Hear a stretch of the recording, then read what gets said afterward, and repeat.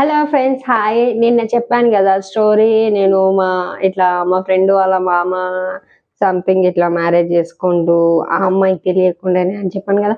ముందుగా మన ఛానల్ చూస్తున్నానంటే ఒక్క సబ్స్క్రైబ్ చేసుకోండి. సబ్స్క్రైబ్ చేసుకోకుండా అయితే మిస్ కాకండి ప్లీజ్ అండి. చాలా రోజుల నుండి నేను నా ఛానల్ కొంచెం పికప్ కూడా అయితే లేదు. కనీసం ఒక 100 మంది కూడా చూస్తలేరు. నాకు కొంచెం బాధ అనిపిస్తుంది, ఏడుపు వస్తుంది.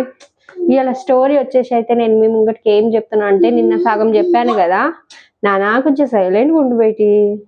నిన్న స్టోరీ చెప్పాను కదా సగము, ఆ స్టోరీ ఇలా కంప్లీట్ చేద్దామని నేను మీ ముంగటికి వచ్చేసిన. మన ఛానల్ని అయితే ఒక సబ్స్క్రైబ్ చేసుకోండి ఫ్రెండ్స్, ప్లీజ్ ఫ్రెండ్స్.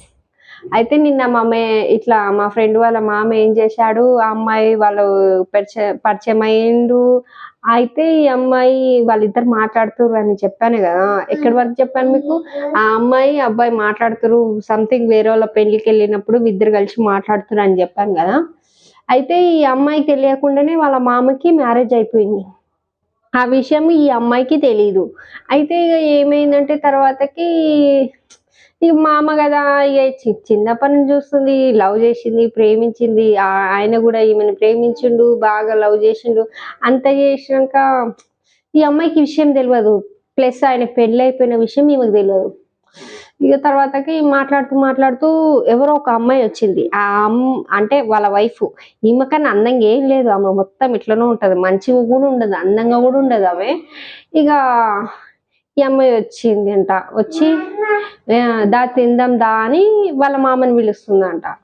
అయితే నిన్నెందుకు పిలుస్తుంది ఆమె? ఆమె ఎవరు? నిన్ను ఇట్లా ఎవరినన్నా అడగరా? నిన్నెందుకు తీసుకుపోయి ఇట్లా చేయి పట్టుకుని తీసుకుపోతుంది ఎందుకు మామ? ఎవరు ఆమె అని అంటే, నా వైఫ్ అని చెప్పిండంట. నీకు పెళ్ళయిందా అని అనంగానే, నీకు పెళ్ళయిందా అనగానే ఆ అమ్మాయి షాక్ అయిపోయిందంట. నేనేమో పెళ్లి చేసుకోకుండా నీకోసం వెయిట్ చేస్తుంటే నువ్వేమో పెళ్లి చేసుకున్నావా అని మస్తు ఏడ్చిందంట. చాలా బోరుని ఏడ్చిందంట. ఏడ్చిందంట. మళ్ళీ ఆయన వచ్చి ఈమె రూమ్ లా ఉంటది కదా, గెస్ట్ రూమ్ అట్లా ఉంటది కదా, అందులో పోయి ఈమె బాగా ఏడుస్తుంటే ఇక ఆయన వచ్చి ఊకో, నేనైనా మా అమ్మ కోసం చేసుకున్న ఆమెని, నేను ఆమెతోటి ఉండను, నేను ఆమెకి డైవర్స్ ఇచ్చేస్తా అది ఇది అని అంటే, ఒకసారి నువ్వు పెళ్లి చేసుకున్నాక ఇంకా నేను సెకండ్ మ్యారేజ్ చేసుకుంటాను, నేను చేసుకోను అని అమ్మాయి అన్నానంట. ఎందుకు నేను చేసుకుంటా అని ఆయన వచ్చి ఆమె భుజం మీద ఇట్లా చేయగానే ఇక ఆ అమ్మాయి ఉండి ఆయన గొంతు ఇట్లా పట్టిందంట. ఇట్లా పట్టి, నన్ను మోసం చేసి నువ్వు వేరే దాన్ని పెళ్లి చేసుకుంటావు అని ఇట్లా గొంతు అనేది ఇట్లా పట్టుకుందంట. ఇది నీకు న్యాయమేనా? నేను నీ కోసం వెయిట్ చేస్తుంటే నువ్వేమో వేరే దాన్ని పెళ్లి చేసుకున్నావు. నీ జీవితంలో నీ ముఖం నాకు చూపియకని వార్నింగ్ ఇచ్చి వచ్చేసిందంట. ఇది ఆమె స్టోరీ, మా ఫ్రెండ్ వాళ్ళ లవ్ స్టోరీ. నిజంగా అమ్మాయి వెయిట్ చేస్తే అబ్బాయి వెయిట్ చేయడు, అబ్బాయి వెయిట్ చేస్తే అమ్మాయి వెయిట్ చేయడు. ఎందుకండి ఈ సొసైటీలో ఇట్లుంటారు? పాపం ఆ అమ్మాయి ఇంత ప్రేమించింది, గాఢంగా ప్రేమించింది, వాళ్ళ మామ అలా చేయడం అయితే మోసమా కాదా? మోసమే కదా. అలా ఎక్కువ గాఢం ప్రేమలో ఉండి ఇక ఆ అమ్మాయి అయితే ఒక 2-3 ఇయర్స్ వరకు ఇక ఇంకా చదువుకుంది. చదువుకున్న తర్వాతకి డిగ్రీ కంప్లీట్ కాగానే అప్పుడు వాళ్ళ డాడీ వాళ్ళు బయట వాళ్ళ సంబంధము ఏదో తెచ్చిర్రు.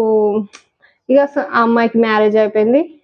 ఒక బాబు ఒక పాప. ఇప్పుడైతే వాళ్ళ హస్బెండ్ ఆమె అయితే హ్యాపీగా ఉన్నారు. కానీ పేర్లు అయితే చెప్పను, ఎందుకంటే నా ఫ్రెండ్స్ కూడా చూస్తారు. ఎందుకంటే వాళ్ళ పేర్లు నేను చెప్పను. కానీ ఇక వాళ్ళ హస్బెండ్ వాళ్ళైతే హ్యాపీగా ఉంది.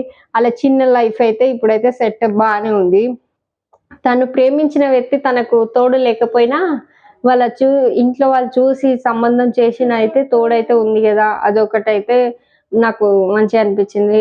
మొత్తానికి అయితే ఆ అమ్మాయి హ్యాపీగా ఉంది, అది చాలు అని నేను అనుకున్నా. ఇక ఆ అమ్మాయి అయితే ఖుషిగా ఉంది. నేను ఎప్పుడెప్పుడు అన్నా ఒకసారి ఫోన్ మాట్లాడితే ఎట్లుంది లైఫ్, ఎట్లా ఉంది అని అంటే, ఆ కూల్ అంతా బాగుంది, సెట్ అయిపోయింది, మంచిగానే ఉన్నా, ఏం ప్రాబ్లం లేదు, అది ఇది అని మాట్లాడుతుండే. అలా అమ్మాయి లైఫ్ లో అయితే అలా ఉంది. కానీ ఆ అమ్మాయి చిన్నప్పటి ఎట్లుంటదంటే, ఇప్పుడు చిన్నప్పటి నుండి వీళ్ళు పెద్ద మనుషులు ఏమంటారు, ఆయననే నీ భర్త, ఆయన నీ భర్త, నీ భర్త అని ఇట్లా చెప్పి చెప్పి వాళ్ళ మైండ్ ని డైవర్ట్ చేస్తారు కదా. చిన్నపిల్లల మైండ్ డైవర్ట్ చేస్తే వాళ్ళు ఏమనుకుంటారు, ఈయన నా భర్త అట్లా అనుకుని ఎక్కువ ఎక్కువ ప్రేమించేస్తారు. తీరా వాళ్ళ ఏజ్ పర్సంటేజ్ వచ్చంగానే ఏదో ఒకటి అయిపోతుంది.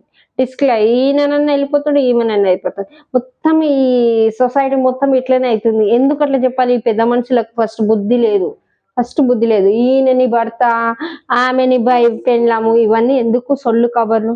ఏదో మేనత్త కూతురు అంటే పర్లేదు, ఏదో మా మామ అంటే ఏ పర్లేదు, క్యాజువల్ వాళ్ళ లైఫ్ లో వాళ్ళకి ఏమైతుందో తర్వాత చూద్దాం అని ఆ స్టేజ్ ఉండరు.